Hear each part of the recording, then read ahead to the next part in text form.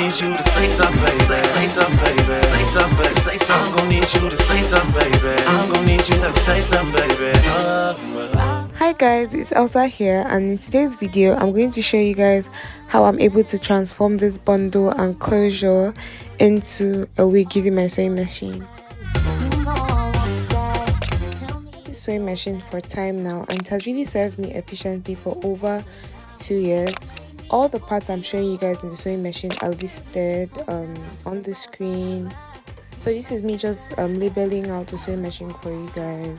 Like I said, this sewing machine has worked for me for a very long time. I bought it with me from Nigeria, but I believe you can find this off of Amazon. Yeah.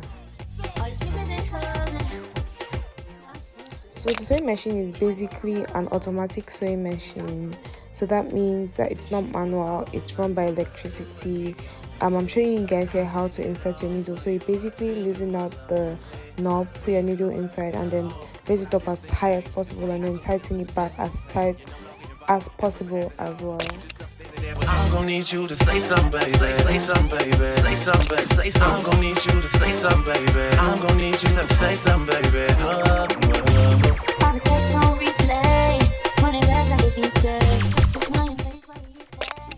So I'm going to show you guys here how to thread your sewing machine. So the first thing you're going to do is to thread the needle, and the good thing about this sewing machine is that it's actually very descriptive. As you guys can see, they labeled out the numbers in which your thread is going to go through before it gets to your needle, and this is basically allowing the thread to have enough tension so it doesn't tangle while you're making the machine. So you're going to insert your thread from number 1 down to number 5 and then into your thread just like so.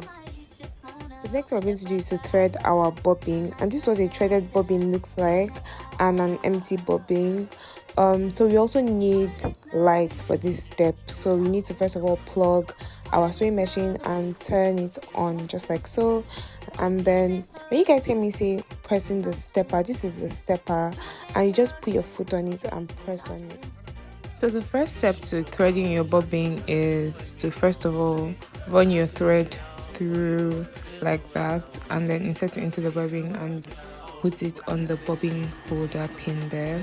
You push it to the edge and step on the stepper until you see that the bobbin isn't spinning anymore, just like so. As you guys can see, like it's struggling to spin. That's how you know that your bobbin is full.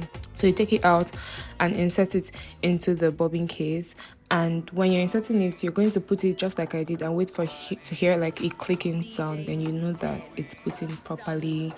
Then you'd cover up the whole thing back. You run the hand wheel and it will pick up the thread from the bobbin alongside with the thread that you have used to, the initial thread you used to thread your needle, and then your sewing machine is ready to be used. So this is the cap I'm going to be using to make this wig. As you guys can see, I already outlined it and also sewn in my closure. I didn't want to add that to this video just because I didn't want it to be too long, and I'm going to be using 3 bundles to make this wig.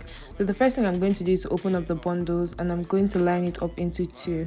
As you guys can see, I'm literally just doubling the wefts of the hair, and I'm placing each track directly under the other one, not on top of it, under the other one.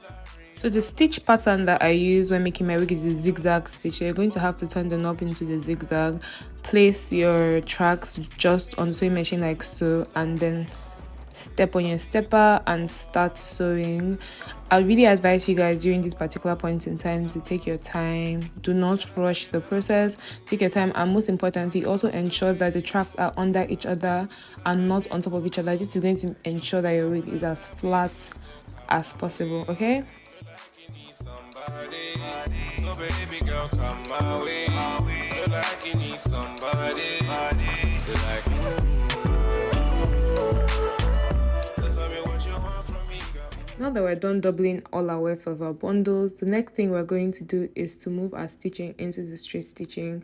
I usually prefer to use this straight stitching just because it gives my wig cap a very, very really neat look, but it's not the most secured as the zigzag. So what I usually do to ensure that it's as secure as possible is when I'm sewing down the bundle to the wig cap, at the initial stage, I always make sure I sew on this particular spot as much as possible. I also reverse it and like go back and forth in this particular side to make sure that it's really tight, and then I keep going. The greatest advice I'll give you is not to drag your cap. As you guys can see, I'm taking it a step by step, and when I get to a point, I honestly just stretch out the cap a bit and then sew on it, not drag out the whole cap, because in that case you're going to have like really huge bumps and your wig is not going to be bumpy. You guys can see at this point that I kept on going back and forth. Can you guys see what it looks like under the cap? So the two edges are the most secure, and to ensure that you can then cut off your track from the bundle without it, or without the fear of, you know, it loosening out. So we're going to simply just repeat the exact same steps throughout the entire wig. So it's as simple as this. When you get to the edges of the wig, run your tracks back and forth. You guys can see I'm pressing the reverse button, the reverse thing, and it's just keep going back and forth to ensure that that particular place is secure.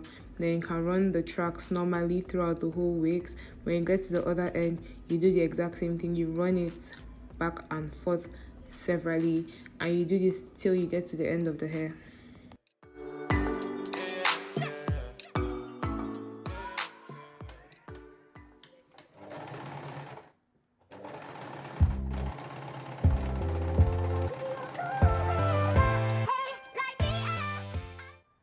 Now that we're done sewing all the bundles to the wig cap, we're going to then cut off the cloth that covers the lace. When you're doing this, please do this very gently to avoid cutting your lace, because it's not going to be nice to be cutting your client's lace. That's one of the worst things, trust me, that you want to ever happen to you. So just carefully cut it off. Another trick I always do is that when I get to the end of the this thing, I always cut off the edge. Can you guys just see what I did there? Like kind of like cut off like a triangle section of the edges to ensure that the closure shows properly and it doesn't cover, like the closure doesn't look tacky, it looks neat. The stitchings look very neat, no bumps, very flat and secured. So this is how you get that very neat professional closure wig sewn.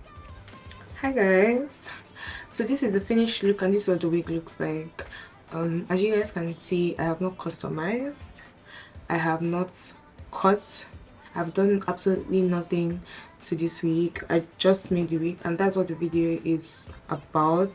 I really wanted to just focus on like the whole technical aspect of making a wig, closure wig using sewing machine. I'm using the Singer Promise machine like I showed earlier.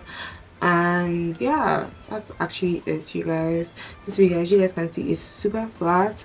I was able to use, I think, 3 bundles to make this particular wig. This wig is a client sent in the bundles actually, so the bundles aren't from me. So the bundles are actually quite smaller than usual, so that's why I had to use up to 3. Normally to make a bulk wig, 2 bundles should be okay, but for some weird reasons these bundles were quite smaller than the regular bundles, so that's why I used 3. But yeah, I hope you guys enjoyed watching this video. If you did, do not forget to like, share and subscribe. Okay, don't forget to like, share and subscribe, and I'll see you guys in the next one. If you guys also want me to be doing more hair videos, I don't know what you guys would want, just leave your comments in the comment section. Let me know the next video you guys want me to work on. I'll make a video dedicated to that. And I really do hope you guys enjoyed this video and found it very insightful and helpful. To be honest, the most important thing after you've made this wig, just ensure that you don't have bumps in your wigs. Like if the stitches aren't that neat for you, make sure that you don't you don't have bumps in the wigs, because that's like, I believe, the easiest mistake you can actually make using a sewing machine. And the only way to avoid that is just not to stretch out your cap and drag your cap when you're sewing your bundles on the wig cap. So just move it slightly and really avoid dragging the cap, okay? Because when you drag the cap and then you release it, you've dragged it out and sewn on like a wider perimeter or whatever, and then when you drag it back, like, it's going to have bumps. So avoid that, and trust me, you're going to be good to go. I hope you guys enjoyed this video and I'll see you in the next one. Bye.